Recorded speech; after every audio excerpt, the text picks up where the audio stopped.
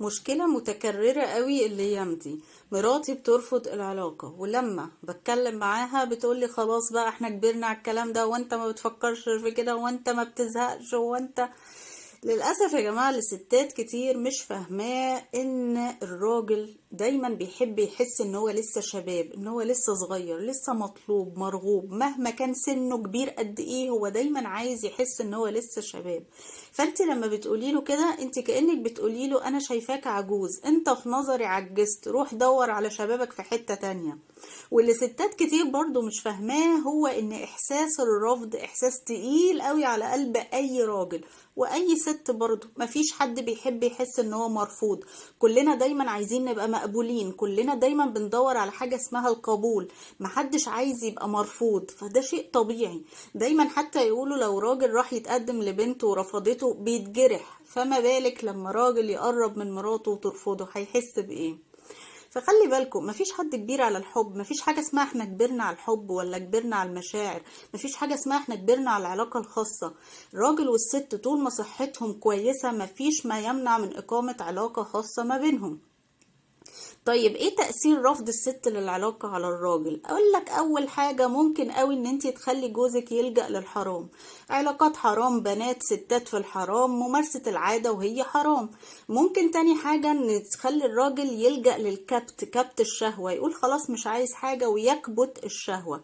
طب هو كبت الشهوة ده مش هيأثر عليه صحيا؟ اكيد هيأثر، هيجيب له مشاكل صحية وجنسية.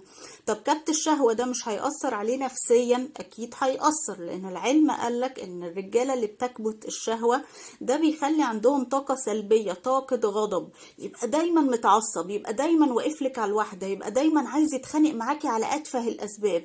لو عملتي طبق السلطة ناقص ملح هيبقى ليلتك مش فايتة، مش عشان طبق السلطة، بس عشان هو جواه طاقة غضب من ناحيتك نتيجة رفضك للعلاقة. وفي رجاله بتلجأ للصيام، يقولك اصوم عشان اعف نفسي، بس هو هيكمل حياته صايم؟ اكيد لا، هيجيله وقت وهيزهق، يقول هو انا متجوز ليه عشان افضل صايم زي اي شاب اعزب؟ طب انا متجوزها ليه؟ طب ما طلقها. وكده يبقى وصلنا للطلاق، وهو ده اللي احنا مش عايزينه. ممكن يروح يتجوز عليكي، بس ساعتها ما تلوميهوش وتقولي له انت خاين، لان هو ده حقه. فخلي بالكم، ما ينفعش ان انا ارفض لأي سبب. ممكن الست ترد عليا وتقول لي بس انا ليا اسبابي، انا مش برفض لاي سبب، انا ليا اسبابي. هو مثلا مش مهتم بنظافته الشخصيه، هو مثلا بيعاملني وحش، هو بيبقى اناني قوي اثناء العلاقه، فانا عشان كده برفض. حلو، ده حقك، ارفضي.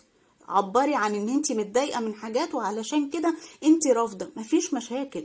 بس لازم تعبري عن ايه اللي مضايقك، لازم تقولي انا برفض علشان كذا كذا، انا مش عايزه اقرب لك عشان كذا كذا، ونقعد ونحط حل للكذا كذا ده. لكن افضل عماله ارفض وهو كده وده اللي عندي ومش هقرب لك ومش عارف ايه، لا ما ينفعش.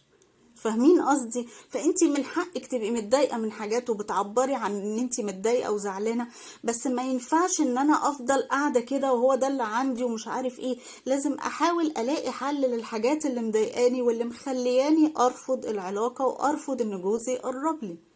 فخلي بالك لو انتي بتعملي كده يعني من غير سبب او عندك اسباب ومش عايزه تعالجيها، فانتي بتعرضي جوزك لفتن كتيره قوي. ولو انتي بترفضي فانتي بتعرضي نفسك لغضب ربنا.